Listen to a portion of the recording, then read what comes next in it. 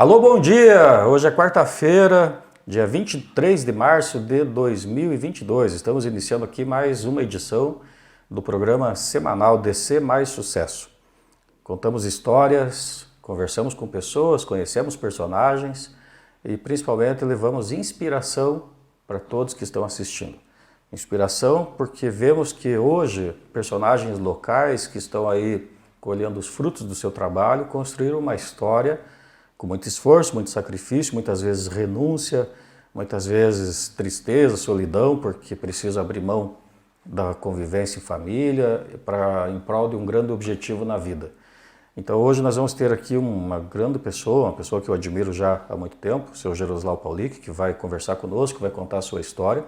Mas antes de falar com ele, eu quero mostrar aqui, ó, eu tô com uma meia de uma cor e outra meia de outra cor.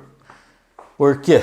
Ontem, no dia 21 de março, nós tivemos o Dia Mundial da Síndrome de Down. E um dos movimentos que foi feito, eu tenho um filho com síndrome de Down, o Benjamin, e um dos movimentos que nós criamos aqui em Ponta Grossa e ao redor do mundo também é você estar com as meias trocadas, para mostrar um gesto simples, fácil de fazer, de você mostrar que você respeita as diferenças. Tivemos adesão aí em torno de 30 escolas nesse movimento. As crianças foram para a escola, foram para a aula com as meias de cores diferentes. Os professores, alguns professores explicaram as razões e a importância de nós entendermos que ser diferente é normal. Eu estou aqui, o seu Geroslau está aqui, nós somos pessoas diferentes, com histórias, gostos, cor de olho, cor de cabelo. Tudo que nós temos, um é diferente do outro. E a síndrome de Down, o autismo e outras deficiências são variações do ser humano. E a hora que uma criança convive com uma pessoa com deficiência, seja de qualquer natureza, qualquer tipo de deficiência, quando ela crescer, ela vai entender melhor e respeitar mais a condição de deficiência de uma pessoa. Não devemos querer que a pessoa com deficiência se adapte ao mundo, nós devemos adaptar o mundo à pessoa com deficiência. Você que é empresário, diretor de escola, coordenador pedagógico, médico, terapeuta, entenda. A pessoa com deficiência tem o mesmo potencial, se nós dermos para ela a condição adequada. Então, com essa mensagem, eu gostaria de dizer assim, seu Geroslau Paulick, muito prazer ter o senhor aqui, é muito legal, é um personagem da cidade, né? A gente conhece já há alguns anos, todo lugar que nós vamos, e o senhor chega, todo mundo fala com muito respeito da sua pessoa, porque muita gente já conhece a sua história, mas principalmente eu vou dizer assim, a minha opinião a respeito do senhor, né, que eu já conheci alguns anos atrás. Sempre gentil, sempre tranquilo e sempre educado com todo mundo que o senhor conversa. Essa é a marca que esses 3 adjetivos é o que eu vejo cada vez que eu tenho a oportunidade de estar com o senhor em alguma situação e as pessoas falam a seu respeito. Então, seja bem-vindo, bom dia, como é que o senhor está? Bom dia a todos que estão nos assistindo agora e que vão nos assistir.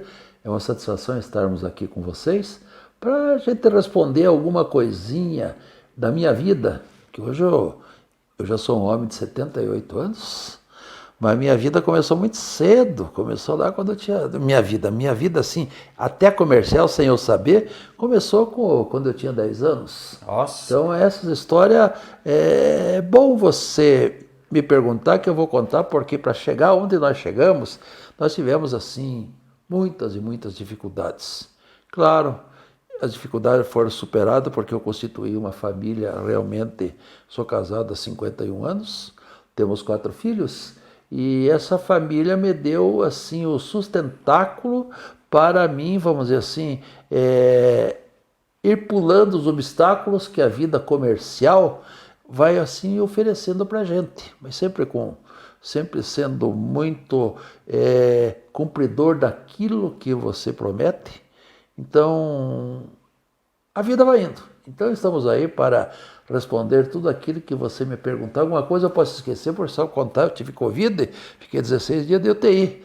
De vez em quando eu dava umas esquecidinhas aí, mas agora já estou com a memória, principalmente passada, excelente.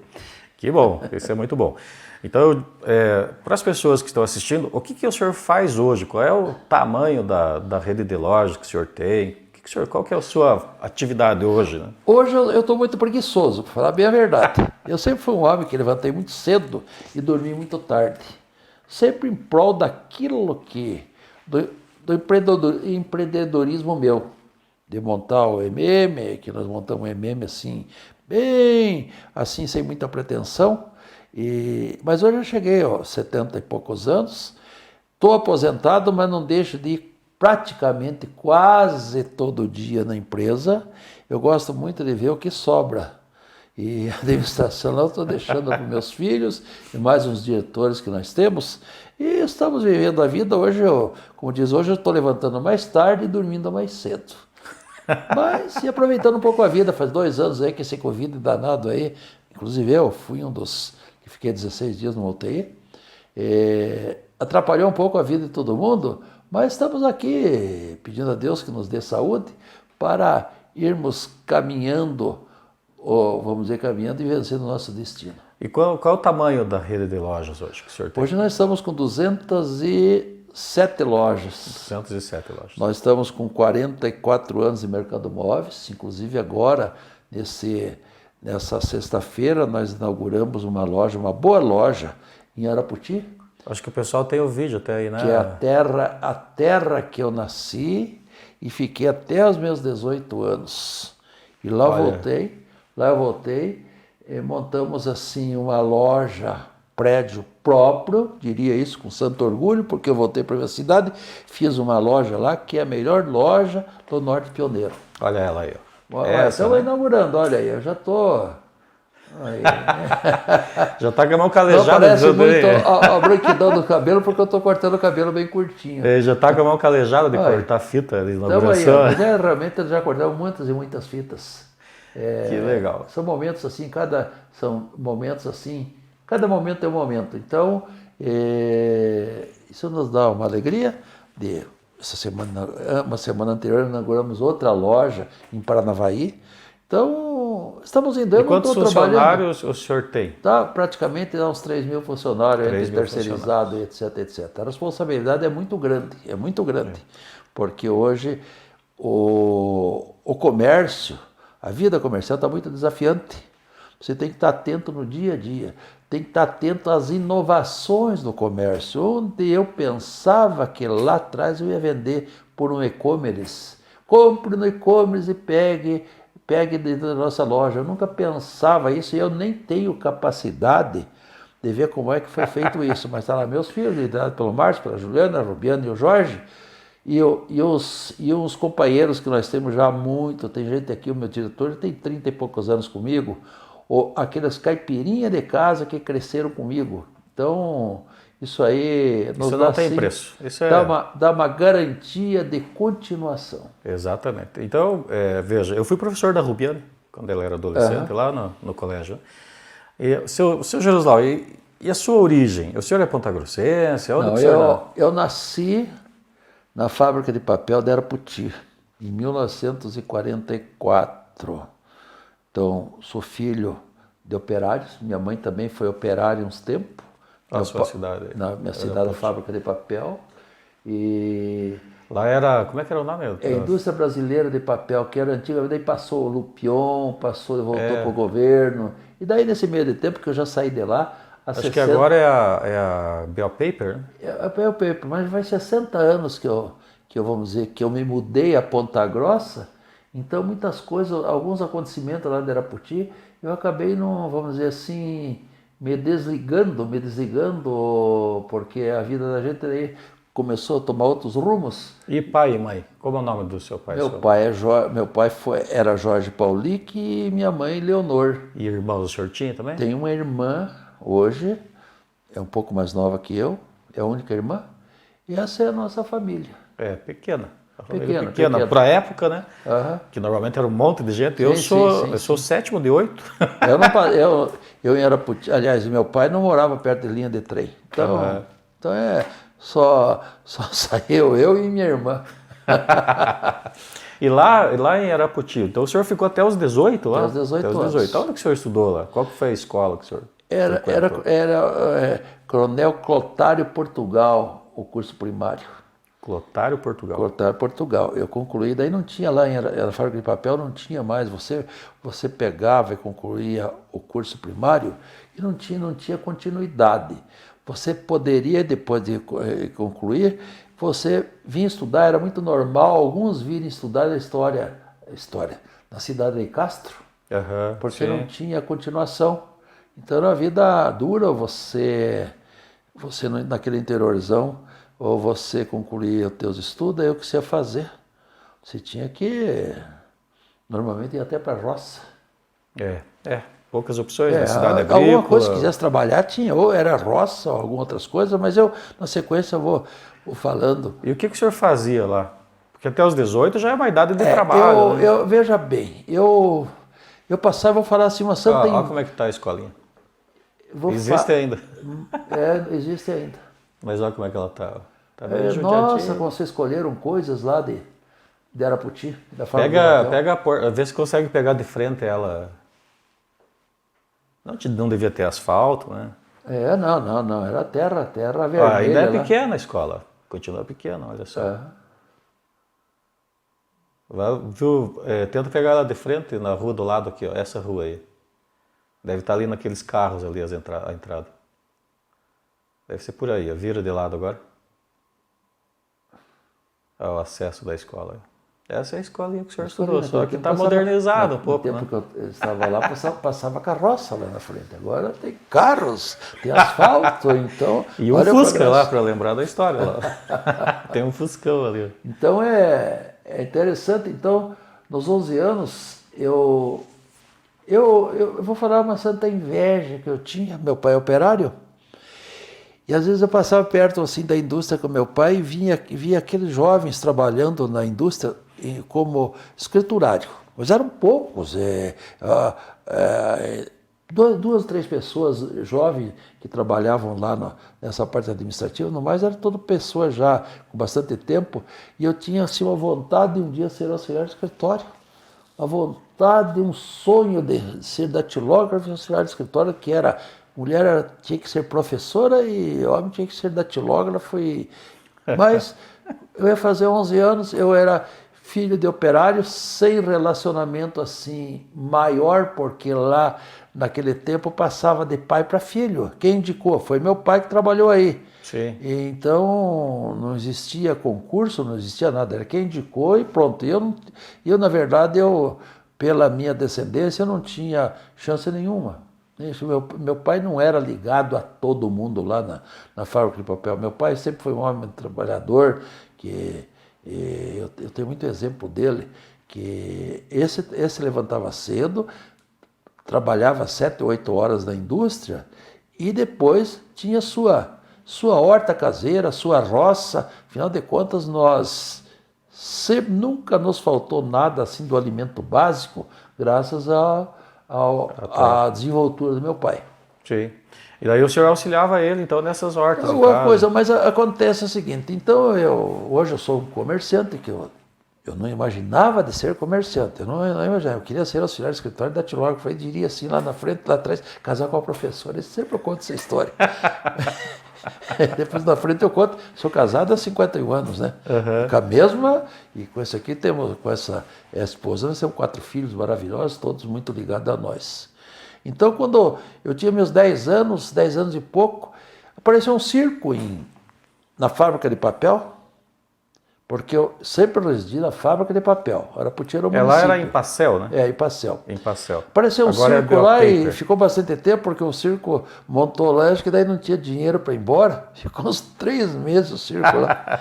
Mas eu, como 10, 11 anos, quando chega um circo na cidade pequena, é uma festa. Eu fui ajudar a montar um circo, e fui lá, tudo coisas próprias da idade. E lá, o circo, a atração, o pessoal vendia o pipoca e vendia o pirulito. Fazia aqueles pirulitinhos, tinha aqueles tabuleiros, fazia aqueles pirulitinhos guarda-chuva. Eu aprendi a fazer aquilo. Eu sei tão bem que era de limão e de coco.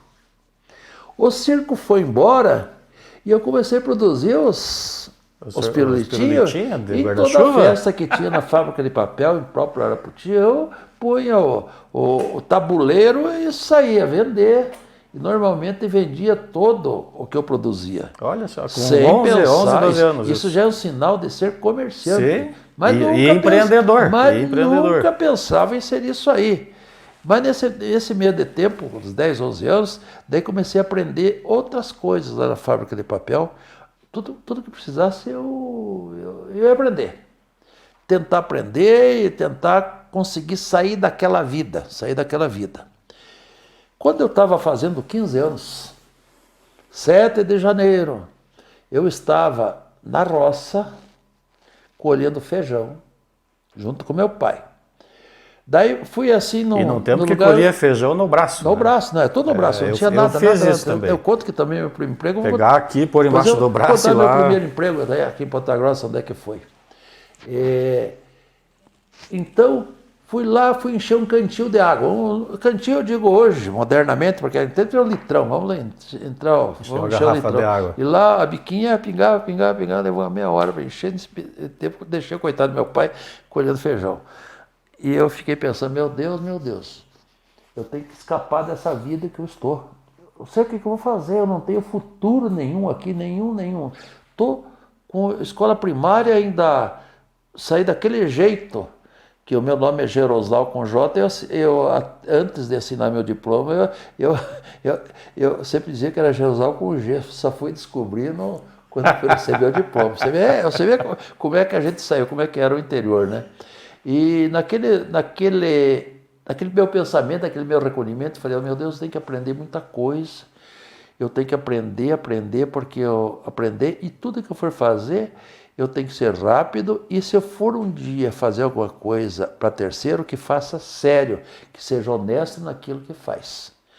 E isso me levou assim a lá, em própria Araputi, aprender mais coisas. Eu fui até barbeiro, rapaz do céu, fui barbeiro, aprendi a profissão de barbeiro, aprendi e desisti. Porque num certo momento estava treinando, eu pus um cidadão na cadeira de barbeiro e pus aquele aventalzinho branco e não sei por que carga d'água. Eu era também garçom de festa e era um carnaval. E o cara era músico, lembro tão bem. Eu vou cortar o cabelo, aquele cabelo bem cheio, meio assim, bem crespão.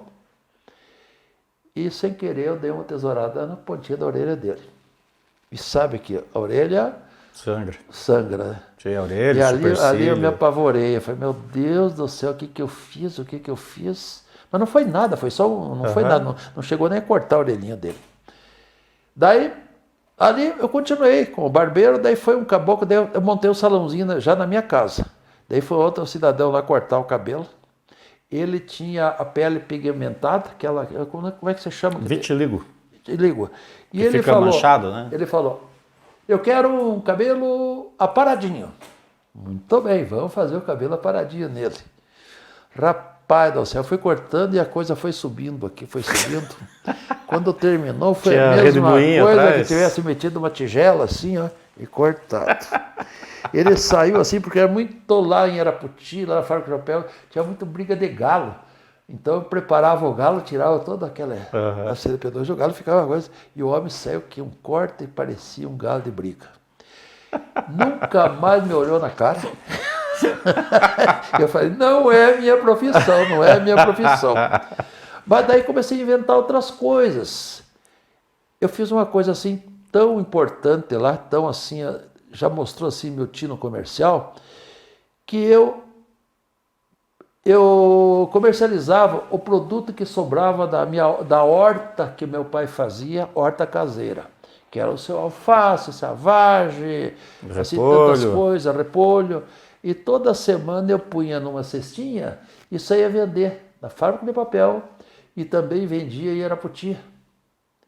E nisso eu incluí também os crochês da minha mãe. Minha mãe é muito crochêzeira. Eu punha na cestinha, punha as verduras, punha a arte dela. Daí eu falei, mas por que se eu estou vendendo alface, se eu estou vendendo as coisas da minha mãe, por que eu não posso pôr revista? Aqui na cidade não tinha revista, não tinha quem vendesse a revista. Eu fui na cidade de Venceslau Braz, que já era uma cidade que já tinha mais recursos, E lá numa banca me conseguiu assim, eu conseguia pegar na banca 10 revistas, 15 revistas, né? Manchete, aquele Capricho, todo mundo gosta. Daquela época, todo mundo lia Capricho, né? Alguns Playboy também, punha. Mas eu falei, sabe de uma coisa, na revista dizia, distribuidora fulano de tal, que é no Rio de Janeiro, Fernando Schnagel é a distribuidora. Ficou muito tempo, hoje eu não sei como é que é. E você sabe que eu tive a coragem de escrever para eles, pedir, se eles me concediam a revista, e me deram crédito. Pela primeira vez na vida me deram um crédito. Quantos anos o senhor tinha nisso? Eu tinha uns 14, não, já tinha uns 15 anos e meio, 16 anos. Me cederam, sem aval, sem nada. Você vendia, pedia, o senhor metia 10 revistas, 10 Capricho, 10 Manchete, 10 não sei o quê. E na quinzena, aquilo que você não vendesse, você tirava a capa, devolvia a capa e pagava aquilo que você vendeu. E assim, aí, tipo uma consignação.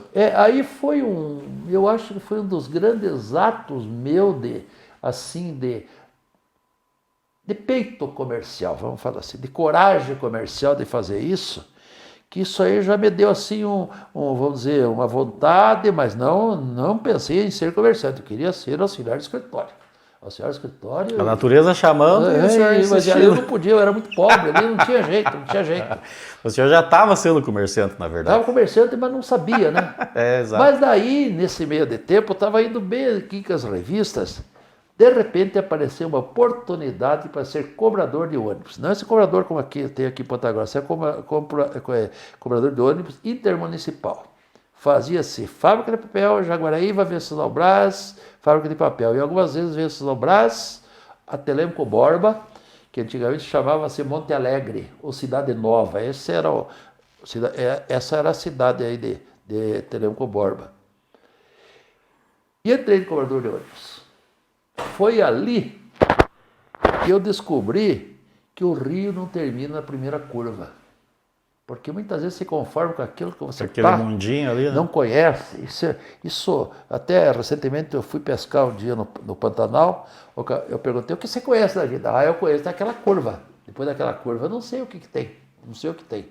Mas a gente sabe que o rio não termina na primeira curva, ele vai embora, pode dar uns enroscos, mas ele vai se juntar a outros rios e vai desaguar no mar. Exatamente. Isso foi a melhor coisa que eu aprendi na vida, foi ali, porque a gente era muito ignorante, sem visão nenhuma, porque na época não tinha televisão, era rádio você escutava a Rádio Nacional, aquelas coisas aradas, não tinha nada. A comunicação era muito A vida 50, muito 60 anos atrás era totalmente diferente. A tecnologia quase não existia, e isso limitava muito o horizonte. Totalmente diferente. Estrada ruim, se tinha dificuldade de sair de uma cidade para outra. E o ônibus, cada chovida que dava, eu era o homem que entrava debaixo do ônibus para desencalhar o ônibus. Então eu fiquei acho que quase 1 ano e meio como cobrador, mas me deu assim uma vontade diferente. Muito bem. Mas meu pai veio a Ponta Grossa, tinha uma casinha dele, uma casinha bem simples, que ele sempre foi assim muito econômico, e vim com ele a Ponta Grossa, deixei de ser cobrador. Então eu vou achar um emprego em Ponta Grossa, eu já vim com a carteira de motorista, até isso eu já tinha aprendido. O que eu vou fazer? Mas eu não conhecia pegar um caminhão para ir a São Paulo, se eu não conhecia nem Curitiba direito. Resultado, meu primeiro emprego em Ponta Grossa, eu fui trabalhar de auxiliar de eletricista. Auxiliar de eletricista, mas eu estava fazendo à noite, eu fazia datilografia e redação comercial. O meu sonho não estava descartado. Fui fazer o que você faz, primeiro dia de emprego do auxiliar de eletricista. Era a Companhia Prada. O que você faz? Cheguei lá, levei minha marmitinha com feijão, arroz e um ovo. E o que você faz? Agora você põe essa escada, põe em cima do caminhão. Agora põe essas cortadeiras, põe em cima do caminhão. E agora? Agora vamos lá para um bairro. E agora desce tudo. E agora faz um buraco. Não tinha bunker, não tinha nada. Tudo no braço. E aquilo no braço você tinha que fazer. Eu tenho 1,80 m, eu desaparecia no buraco para levantar o poste. E eu já estava também nessa época, eu já estava no Regente Feijó, fazendo ginásio. Estava eu no meio de uma piazada. Aí já aqui em Ponta Grossa? Aqui em Ponta Grossa, já em Ponta Grossa. E o senhor veio sozinho ou veio com a família toda para Ponta Grossa? Meu pai e minha mãe. Então nós mudamos para cá. E aqui vi aqui em Ponta Grossa já é uma cidade bem maior, eu vi um jovem ambicioso, sem profissão nenhuma. Cobrador de ônibus, isso é fácil. Que nem existe mais, o intermunicipal. Não nem existe, tem mais não existe. cobrador. Hoje tem Curitiba, Paranaguá, Curitiba, Ponta Grossa, Curitiba, tem esse intermunicipal. Mas lá era um ônibus, um só, e até por ali foi um momento bonito na minha vida, 17, 18 anos, bem diferente que eu sou, não tinha nem barriguinha. Era gatão. No Gatão, e naquela época, o cobrador era um muito pão, né? importante. Então isso, era Jesus. o padre, o juiz, o taxista, e daí o raio do cobrador. O cobrador 18, 19 anos, assim, bonitinho. Nunca prometi casamento para ninguém, mas achei muita namorada na época. Na época que eu recordo assim. Olha o regentão aí, ó. Eu recordo. Eu regente quando eu iniciei, quando começamos aí, eu já tinha uma certa idade, eu tinha 20, quase 27 anos. Não, 25 anos. Pegou uma piazada de 14, 15 anos aí, que era um inferno. O diretor era o Bastico. Eu conheci o Bastico. Bastico ficava louco aí com essa Ficava turma. bravo de chamar ele de Bastico. Ficava bravo, né? Mas então, se eu estou contando isso, eu já tenho alguma coisa que já me escapa. Mas muito bem. Então, eu trabalhando, estava já estudando, trabalhando naquele serviço árduo de fazer buraco. Eu meio assim acostumado a ser barbeiro, quando eu fui para essa Companhia Prada, os calos começaram a aparecer na mão, né? Um dia, vamos fazer um serviço bem onde nós temos a loja aí, onde era o Ernesto Assento, bem em frente do Zé Chaveiro. Sim. E ali é um lugar que tem muita água. Tiramos um paralelepípedo e daí já com meio metro já juntou água. E eu fazendo buraco. Quando eu estava por aqui, assim, mais ou menos, já tudo embaiado, passou uma das meninas que estudava comigo. E ela me olhou. E daí, porque eu mentia, nunca contei o que eu fazia. Daí eu imaginei que ela pensou, é isso que você faz, é? E sabe, eu sempre tive muita adrenalina. Saí dali do negócio, pus a escada no poste, peguei o cinturão e subi, fui trabalhar na eletricidade. Isso é coragem. Que, te digo, um mês depois, eu estava um mês e meio na Companhia Prada, já tive gente para carregar a escada e fazer o buraco. Eu já comecei A crescer. já estava me sentindo otal até, né?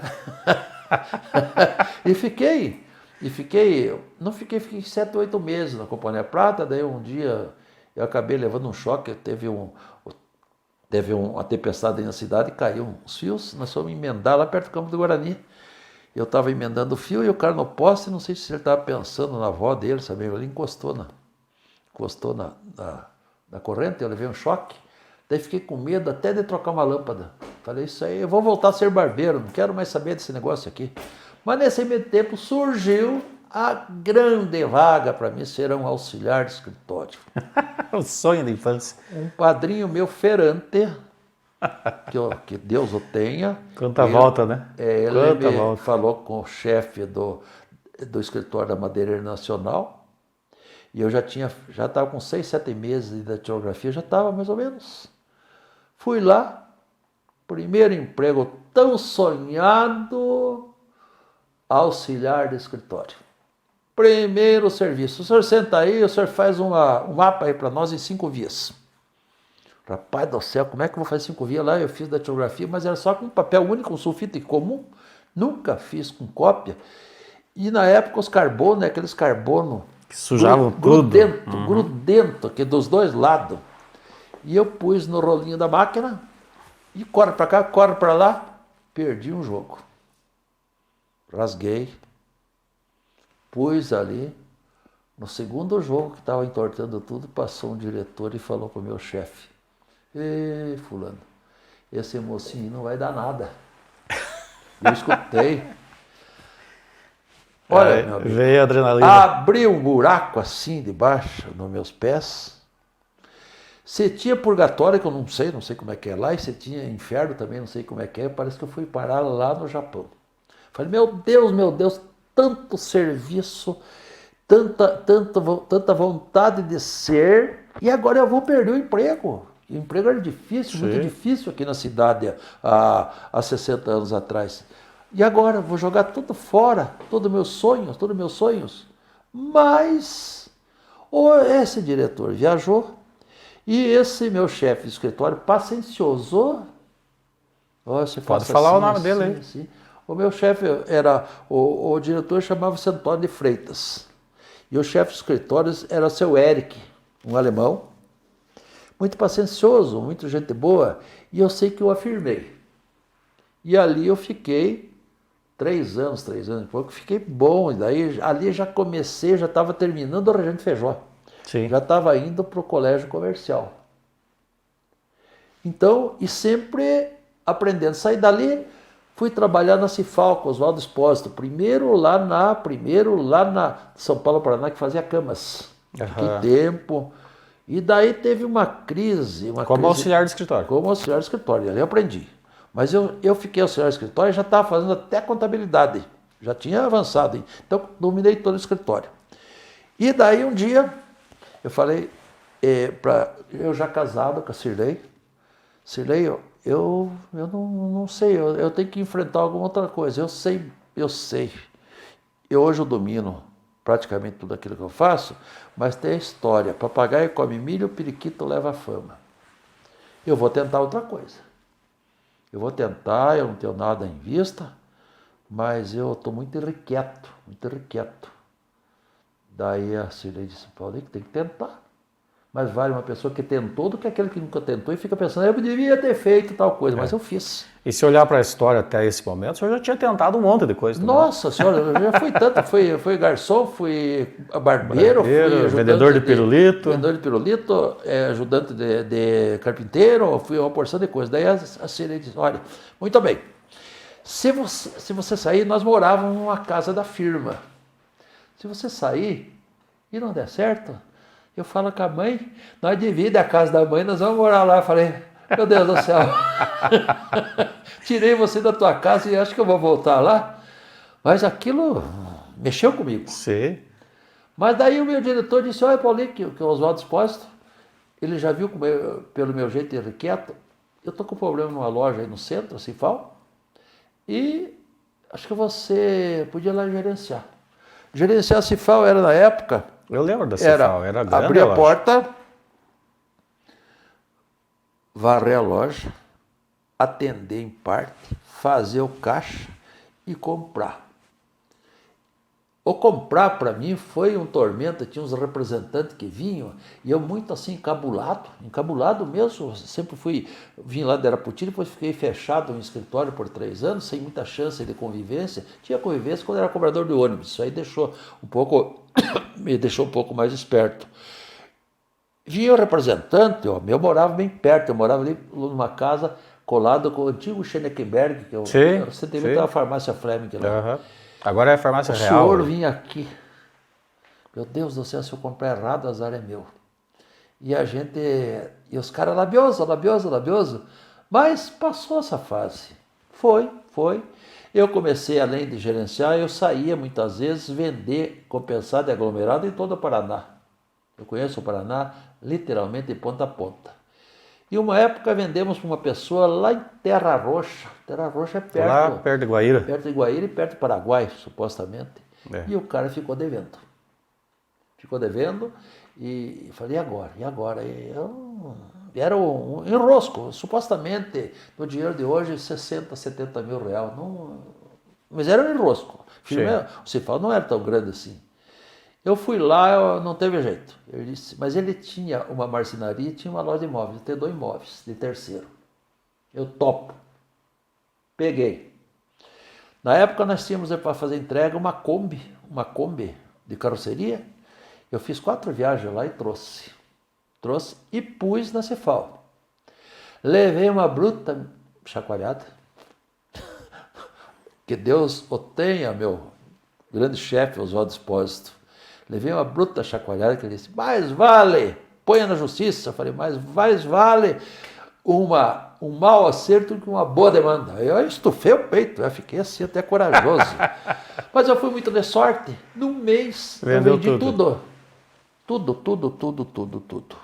E tirei até com lucro, você mesmo que cobrasse com juros, etc, lá, eu não ia recuperar tanto. Mas aquilo, como eu já tinha descoberto que o rio não termina na primeira curva, fiquei, meu Deus, olha que ramo bom. Por que eu não posso montar uma loja popular aqui em Ponta Grossa? Porque aqui na época tinha Hermes Macedo, João Vargas Oliveira, tinha Casas Blanque, eu acho que tinha Móveis Pinheiro. Eu vou montar uma loja aqui na Ronda de sociedade para atender o povo de uma forma geral, onde o cadastro era olho no olho. E antigamente, há 40 anos atrás, o olho no olho valia muito mais do que é hoje. Mas olha, não tem nem dúvida. Sim, todo mundo se conhecia, era outra realidade. Olho e vamos embora. E acabei daí... E daí o senhor abriu o primeiro Mercado Móveis, que o pessoal tem a fotinha dele. Tem a foto aí do Mercado Móveis, primeiro Mercado Móveis. Devagarzinho. Esse aqui que era Hermes Macedo, né? Essa foto anterior, né? Eu não vi. Veja ali, que é ali na esquina do... Sim. É ali. Essa aqui, na verdade, esse aqui ainda existe, né? Não, existe do meu lado, lá do meu lado que eu tenho, só que está reformado. Aqui foi a primeira. Essa é a loja onde era Hermes Macedo. Eu cheguei lá, onde o Hermes Macedo também fazer um retrospecto, foi a primeira loja que eu comprei fiado. Eu trabalhava na Madeira Nacional e gostaria de ter um barbeador de 2 lâminas, aqueles barbeador que você mais arrancava. Né?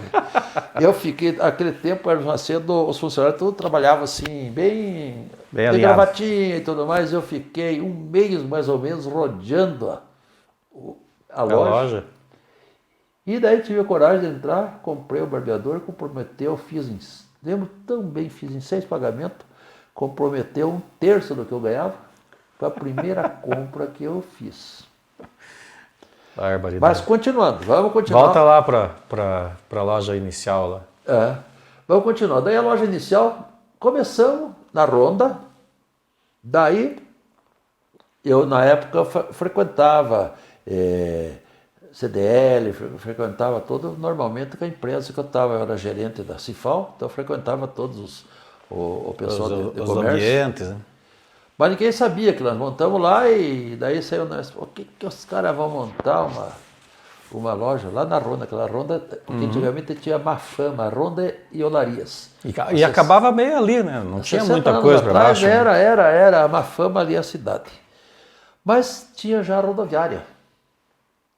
E montamos. E ali ficamos, assim, com uma esperança danada. A primeira compra que eu fiz foi comprar lá em Apucarana, de um fabricante de móveis. Compramos, assim, vamos dizer, uma viagem sortida. Tinha de tudo. Tudo, guarda-louça, cama, colchão, e vamos por lá. E começou, segundo, terceiro dia, ali bem naquela outra porta, tinha um... Aqui, olha ela aqui. Tá, aqui, bem mais aqui, tinha um vendedor de material também de marcenaria, e daí tinha um bar. E um bar que tinha umas senhoras lá que convidavam o cara para entrar. E tomava o dinheiro dele. E daí me disseram, olha, tem um cara aí que está aí no bar das moças aí, ele sai, a mulherada pega ele pelo pescoço e traz aqui para dentro. Bom, depois se desvencilhou, ele saiu e entrou nessa loja. Ué, montou uma loja aqui,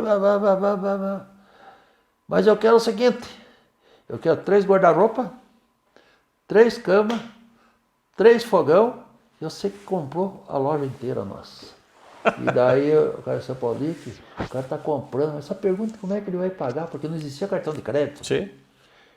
Cheque tinha também, mas a compra é meio grande. E como é que vai pagar? Arrancou uma bolada. Ele era um pintor que tinha feito alguma pintura nos tonéis aí, quando estava industrializando Ponta Grossa. Pagou tudo. Rapaz do céu, que bruta festa. Daí eu tive que levar uns 15 dias para entregar. Porque eu tive que, quantas vezes ir para o norte buscar mais mercadoria, daí começamos a vender, porque a venda que nós fizemos para aquele cidadão equivaleria à venda nossa que a gente planejava para uns 10 dias. Então foi a primeira grande venda. Daí... E o primeiro grande sinal, né? E daí perguntei, mas onde é que vai essa mercadoria? Esse aqui agora, né? Onde é que esse vai? Aqui, né? Da Maia Móveis. Aqui, aí, né? Aonde vai essa mercadoria? Bom, vai um para casa dele, um para outro jogo, outro sortimento para a casa da filha, e o terceiro para um lugar não sabido e não certo. Até eu, de vez em quando, eu vou falar uma coisa assim, que de vez em quando eu digo, quando chega alguém aí, porque nossa loja é ampla, nós temos 200 e tantas lojas e vem todo que tipo de cliente. Se chega alguém assim com uma moça bem bonitinha, que eu vim aqui, eu quero ajudar essa moça, se ele pedir fiado, pode vender. Paga tudo. Se ele vir com a mulher mesmo, assim, rateando para comprar as coisas, isso é perigoso. Então, assim, fato curioso que aconteceu, e eu não canso de contar isso aí, porque foi um fato, assim, é um sinal, na verdade, de que esse era o caminho. E o mercado móvel foi, você vê, nós começamos com a Kombi, no quarto mês nós compramos um Mercedes. Você vê como vendia, via uma carga de copinha, aquela azul, verde, aquela de bolinha, copinha de fórmica. Era o kit, né? Falava kit. Você comprava lojinha pequena e em uma semana vendia tudo. Mas vendia mesmo. Porque nós era zóio no zóio, vou te dar o crédito. E raramente se enganando. Então, esse foi o começo do mercado móvel. Aí o senhor fez essa loja e quando que chegou o momento assim, de pensar, eu preciso abrir a segunda? Acho que foi depois, certo? Deixa eu fazer um pouquinho das contas. Acho que depois, quando eu montei o Mercado Móveis, ainda eu estava na empresa com o esposo, eu fiquei mais quase um ano lá. Depois de 3 anos e pouco, nós queríamos fazer um depósito aí na Ronda. Tinha comprado o terreno e eu fui em Ivaí, estavam fazendo asfalto que até é o sedã hoje. Que é o sedã. Não, mas era bem... Sim, não era o que é hoje, mas onde é o sedã. Era ali o terreno, que depois nós fomos ampliando, era limitado, mas altamente suficiente para a época. Eu fui em Ivaí comprar tijolo. E lá tinha um supermercado que tinha fechado. Até entrei antes, tinha umas coisas lá, tinha até sorvete ainda na geladeira e tudo mais. Você sabe que acabamos acertando e comprando o prédio e montamos a primeira loja em Ivaí. Primeira loja, primeira unidade fora, nós foi em Ivaí. Por uma causalidade que eu fui lá e apareceu um negócio. Apareceu a oportunidade. Deu certo. Então, aí foi a primeira saída. E Ivaí era pequenininha, né? Porque é pequena até hoje, pequeno, na época. Porque a primeira loja foi em Ivaí, a segunda foi em Castro, a terceira foi em Irati, a quarta foi em Reserva. Então, essa história, né? O nascimento do mercado móvel já era de regionalização. Porque o que seria o normal? Ter uma loja na Ronda, outra em Uvaranas, outra não sei aonde, e depois pensar em sair da cidade. As coisas já até aconteceram, porque quando nós fomos registrar, quando fomos montar o Mercado Móveis, fizemos um luminoso. Mercado de Móveis Ponta Grossa. Depois de feito o luminoso, a Associação Comercial disse que não dava para pôr esse nome, que já tinha um homônio aqui em Ponta Grossa. E daí nós deixamos Mercado Móveis. Daí a gente pensava, então agora vai ser Mercado Móveis, tracinho Ivaí. Mercado Móveis, tracinho Guarapuava. Mercado Móveis, tracinho Castro. Não foi possível, nós fomos Mercado Móveis. Todo mundo sabe o que é, né? No geral, no Paraná, Santa Catarina, mas tudo foi um começo que aconteceu isso. Muito bem. Para os jovens, ou para aqueles que vão montar a sua primeira empresa. Eu, quando gerente da Cifal, nós tínhamos um Márcio pequeno. Nós nos dava o luxo, como muitos pontagrossenses aqui, de no domingo sair a almoçar. Ou íamos na Expedicionário ou no Papai Cogo. Não tinha mais opção aqui em Ponta Grossa.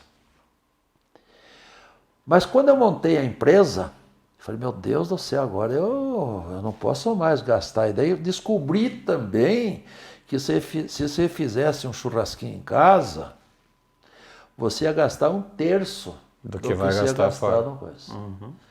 Resultado, depois que eu montei a empresa, eu fiquei 3 anos sem entrar num restaurante, quase 4 anos.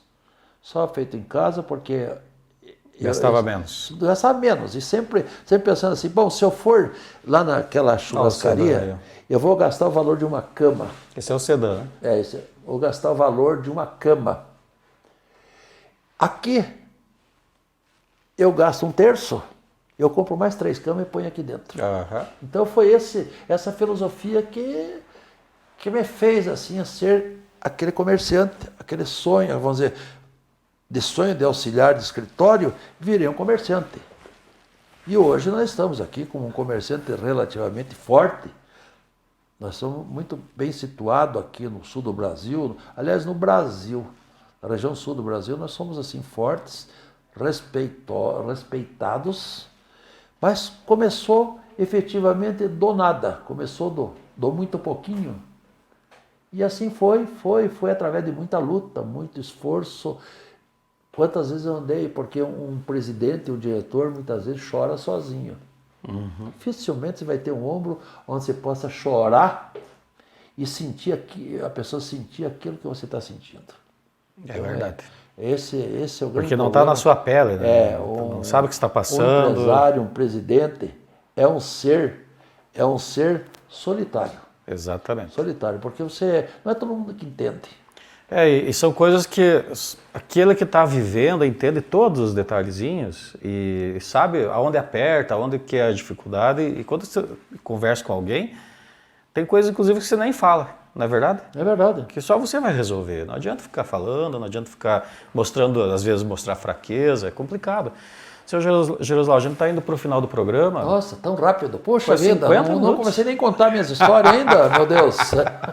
Imagina se tivesse começado. Olha quanta coisa o senhor contou. Primeiro, né, hoje, né, o senhor tem aí mais de 200 lojas, em torno de 4.000 famílias, porque a gente fala funcionário, mas são famílias. Não, 10 mil pessoas aí. Então você não só. pode, que quer não, no dia certo sai o seu valor, cada um dentro da sua função, mas nós estamos contribuindo bastante. Exatamente. Com a comunidade dos Campos Gerais e assim, de uma forma geral, até no Paraná, assim, onde nós vamos. Onde vocês vão, estão gerando emprego, estão gerando, movimentando a economia.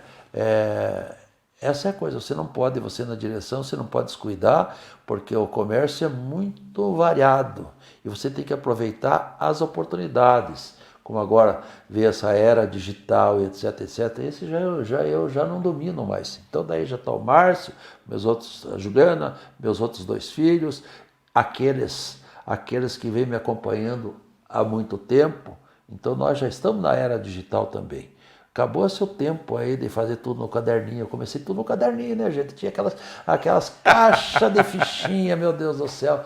Como a coisa mudou. Mudou bastante, é verdade. E assim, né, eu tenho algum relacionamento com o Márcio já há algum tempo, né, de associação comercial e outras coisas que fizemos juntos, né? E eu digo para o senhor assim, os pais têm várias missões. O senhor tem 2, do empreendedor e do pai de família. Uhum. E conhecendo seus filhos, eu vejo que a missão do senhor e da sua esposa foi bem cumprida. E o comércio, chegar a uma loja que o senhor ia buscar uma carguinha lá em Apucarana, né? Ia buscar lá em Apucarana uma carguinha para vender, hoje ter 4.000 famílias dependentes dela. Eu tenho um sobrinho que trabalha numa loja do senhor e eu vejo assim o quanto ele gosta de trabalhar, o quanto ele está feliz fazendo esse trabalho e o quanto é importante na vida dele a existência do mercado móveis. Eu inclusive, essa questão que eu vou voltar lá atrás, que naquele primeiro emprego que eu consegui de auxiliar no escritório, que o diretor disse, esse moço não vai dar nada. Hoje, nós damos muito o primeiro emprego no mercado móvel, muito. Mas para todo mundo eu digo, tenha paciência. A pessoa entra num setor, não vai querer queimar. Se não dá certo lá de ser recepcionista, passe para um outro setor. Se ela vai trabalhar na contabilidade, não tem muito manejo com números, passe para outro lugar. Ou vendedor, de repente, não serve como vendedor, vai para o caixa. Dê oportunidade. Até 3 oportunidades. Porque se você dá uma primeira oportunidade, você vê que o corpo encosta nas colunas, a segunda oportunidade também não vai, e daí na terceira você deixa à disposição do mercado consumidor, mas continua amigo da pessoa. Então, essa filosofia nós temos aqui dentro da empresa. E cada vez que eu dou a recepção para funcionários novos, eu digo, o mercado móveis é uma verdadeira universidade. Só que vocês têm que entrar ter paciência e ter vigor nas coisas que faça, senão você não... Fazer bem feito. É uma empresa que abre espaço. Hoje a nossa diretora financeira, a menina que entrou como estagiária comigo. E fazer bem feito sempre, né? Esse é um porque segredo de qualquer profissão. Coisa não cai do céu só cai chuva. Se Se você não se virar... É dedicação, qualidade no que faz, e daí compromisso. Eu vim aqui para Ponta Grossa, eu sou filho de operário, com umas dificuldades tremendas. A minha mudança, eu vim num pau de arara, quando eu tinha fazendo 18 anos. Vim no Pau de arara, para quem não sabe, é um caminhão né, que vocês iam sentado na... Na minha mudança não tinha muito, era um colchão de palha, uma daquelas camas ainda de mola.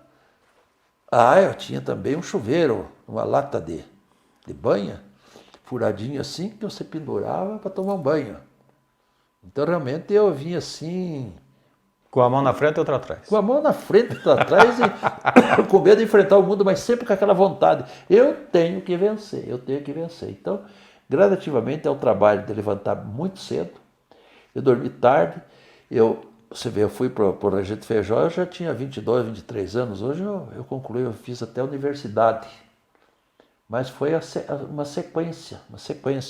Então, realmente, se você não for à luta, rosa nenhuma brota se você não regar, não pôr lá uma terrinha em volta, só jogar semente e não ver como é que ela vai brotar, você não vai para frente. É verdade. Bom, eu vou dizer para vocês sim, que foi extremamente gratificante entrevistar o seu Geroslau aqui, porque...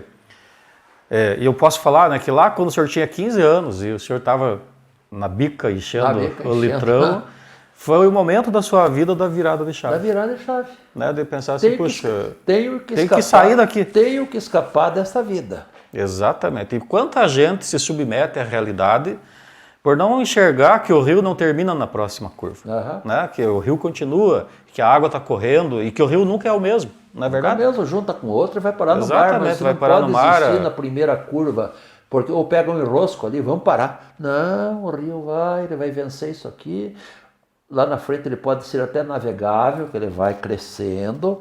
Então, basta você acompanhar. Não pode se acomodar e esperar que ganhe na loteria, que é muito normal. Eu vou ganhar na loteria. E não sei o que. E a gente sem esforço e fruta nenhuma dá se você não cultivar o pé e não cuidar do pezinho, ver ele crescer, ver ele brotar, ver ele produzir. É verdade.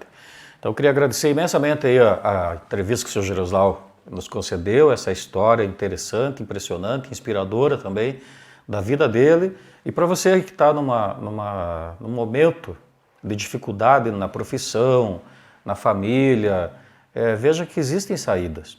Que a saída está aqui dentro do coração e que você precisa ter força, precisa ter fé e coragem de mudar. Porque se você não muda e continuar fazendo as coisas que faz hoje, daqui 10 anos você vai estar exatamente na mesma situação.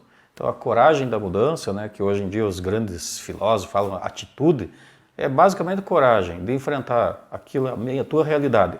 E presta atenção também que a natureza te dá alguns sinais. Com 11 anos ele fabricava e vendia pirulito. E ele queria ser auxiliar de escritório. Depois ele estava vendendo os produtos da horta e queria ser auxiliar de escritório. Vendia o produto que a mãe fazia de artesanato, queria ser auxiliar de escritório. Foi buscar revista em outra cidade, mas queria ser auxiliar de escritório. Foi comprar as revistas no Rio de Janeiro, mas queria ser auxiliar de escritório. Ou seja, a natureza estava gritando, Geroslau, teu negócio é comércio.